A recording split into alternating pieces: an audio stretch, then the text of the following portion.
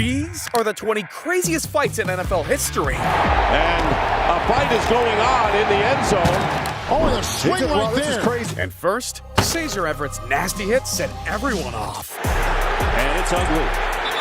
That was a high, hard shot on Sproles. And I don't blame those Eagles for going out and defending their teammate. But at number 19, Azeez Al-Shaair went even crazier, because his hit on Trevor Lawrence had the Jaguars hunting for him. And it is going down between the Texans and the Jags. An immediate brawl, a clear cheap shot, 3 different flags flew in, not a good-looking play. Number 18 is just wild, because Chris Boyd was so mad at his coach, he lost control. And then the penalty on Chris Boyd, who shoves his special teams coach Frank Ross. But Dez Bryant took things way too far, because after some competition with Tyler Patton, things got heated. Boy, that is Dez taking a swing at Tyler Patman. The two got tangled up on the field. That swing bruised Bryant's pride, so he went straight for his payback. The altercation continued on the sideline. But look, at number 16, we've got the most iconic bloody face in NFL history. See, after getting into it with the Browns, Ryan Cushing thought he was it, but instead he got cooked. There's a flag down. Brian Cushing has his helmet off. He's bleeding a lot.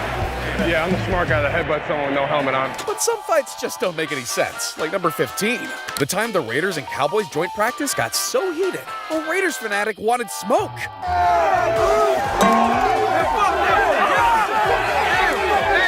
Dude was brave. But for number 14, things got a bit too crazy. Because after OBJ got into the end zone, he violated the Rams. Odell Beckham Jr. in the back of the end zone, a touchdown. Penalty flag is thrown. Now, TJ McDonald couldn't take it, so moments later, he got his ass back. And then contact after he was out of bounds. No penalty flag, though. Or is there? Yes, there is.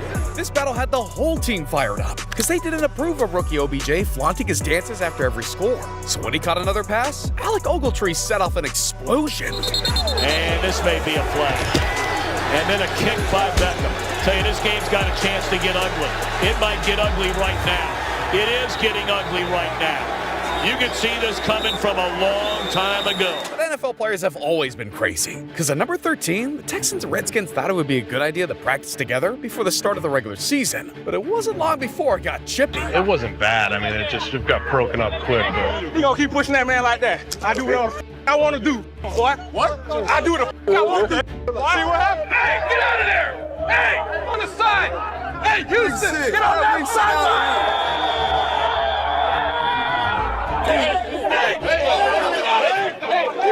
Hey, Trey, this is why you don't have pads on today, huh,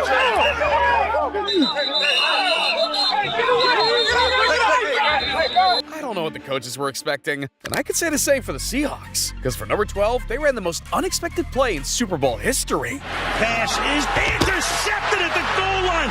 Yeah, and just like that, the Lombardi Trophy slipped right out of their hands. So all they could do to try to win was to fight. And then a scrum, of course. Here you go, flags. So you'll have an ugly ending to what was a pretty terrific ball game.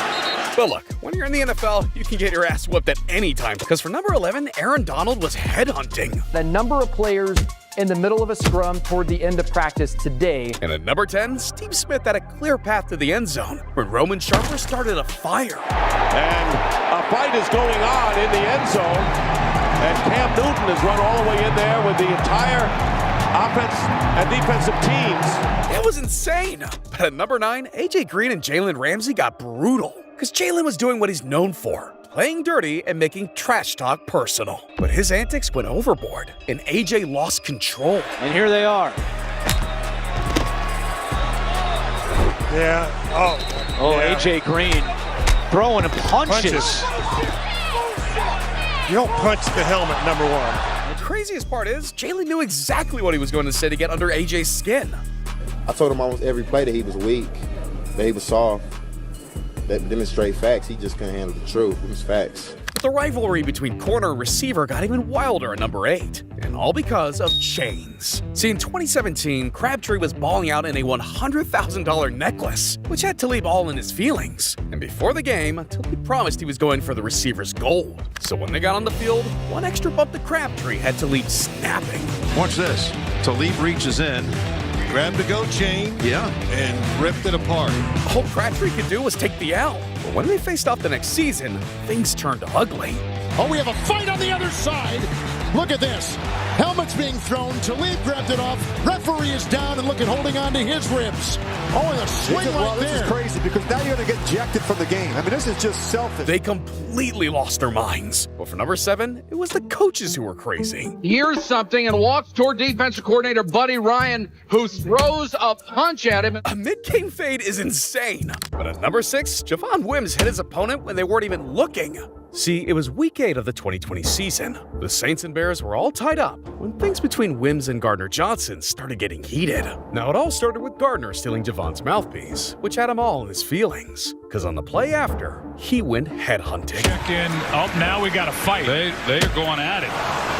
Yeah, he may be gone. He should be gone. And that was real. That's just not smart football. And he can think about it in the locker room, I guess, here shortly.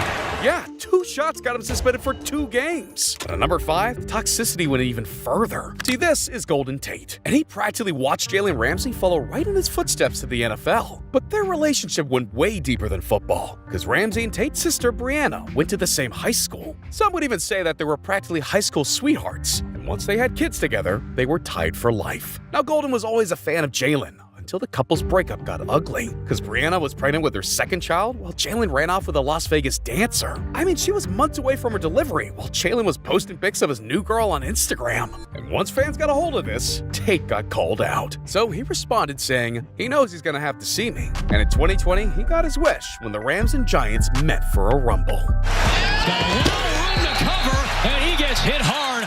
Pyle drove him to the ground just like he was doing his sister. All right. We'll sleep on that. But it wasn't going to end there, because right after the game, everybody wanted to be involved. Damn, because of one sister? But some fights aren't even on the field. As for number 4, Chad Ochocinco thought he was him. See, in 2021, Chad's confidence was at an all-time high, so he tried transferring his football skills into the boxing ring. So he matched up against Brian Maxwell, a certified mixed martial artist and bare-knuckle fighter.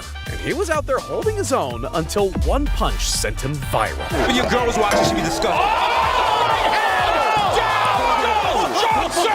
There is no way anyone's going to ever forget about that punch. Just like no one will forget number 3, the time Odell Beckham Jr. and Josh Norman turned an NFL game into a street fight. See, OBJ was taking the league by storm, while Norman was having the best year of any quarter in the league. So this matchup was must-see TV. But Odell could have ended things early until his butterfingers got Norman's mouth popping off. So in the next possession, things started to get heated. And here's what was going on after that run. And that was all that was needed for OBJ to completely lose his cool, because he fired right back. And at this point, football was an afterthought, because they were at each other on every possession.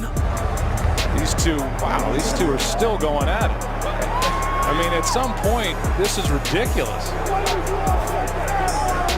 That's not it. It's here. There's Beckham again. What is going on? It was crazy that these two weren't even thrown out. But towards the final seconds of the game, OBJ got the final word. Manning, end zone! Touchdown, Beckham! The Giants' insane comeback wasn't even the conversation after the game, because the bigger story was the fight night the world witnessed. But what if I told you we got that beat? Because for number 2, Myles Garrett left the league horrified. See, on November 14th, 2019, the Browns were beating the Steelers 21-7, and with just 8 seconds left on the clock, everything seemed wrapped up until chaos erupted. Because on a routine play, Myles Garrett hit Mason Rudolph with some roughness that Mason didn't like. And while he was on the ground, he allegedly said something unforgivable. What did he say to you? I mean, he called me the N-word. He called me a stupid N-word. So Garrett ripped off the dude's helmet and started swinging. There's a flag as... Whoa! Hello! Whoa! Yeah, that's... Mason Rudolph got into needs it. to get out of there. What in the world? Believe Myles Garrett? But in the aftermath, Rudolph swore he never said anything. The NFL claimed there was zero evidence. So Garrett had to serve a 6-game suspension, and that had him pissed off. The league said they didn't find evidence of a racial slur. What was your reaction to that? most quarterbacks wear mics in their helmets. He somehow lost his helmet and had to get another one without a mic. There were guys who were mic'd up near me and near us during that time who didn't hear anything. And from what I've heard, there have been audio during that game that could have heard something or could not have heard something, but they don't want to say. So something was said. I know something was said. Now, whether the NFL wants to acknowledge it, that's up to them. But I don't want to make it a racial thing, honestly. It's over with for me, and I'm pretty sure it's over with for Mason. So we just want to move past that and keep on playing football. But look, we've reached the craziest fight in NFL history, and we gotta talk about the time two NFL players had so much beef, they brought it with them out of the field. See, in 2009, Andre Johnson and Cortland Finnegan would face off in the regular season, and as soon as Cortland had the chance to deliver a dirty play, he did this. 30, Schaub going deep, Johnson incomplete, and a flag! A late flag thrown on Finnegan. Now look, Andre wasn't your typical diva wide receiver, so for him to fight, it had to be personal. So once they lined up again, the whole team got involved. Slayton gets outside, and Bullock grabs him and brings him down. Wait a minute! Got a big melee. This is bad, Gus. Flags everywhere. Now fast forward a couple months, Andre and his crew saw Cortland at the club and wanted to settle the beef right there. I'm pulling up in valet, and they jump out the car while the car's moving. Right. And I'm like, what the hell y'all doing? They was like, there you go. So I'm like, what are y'all talking about?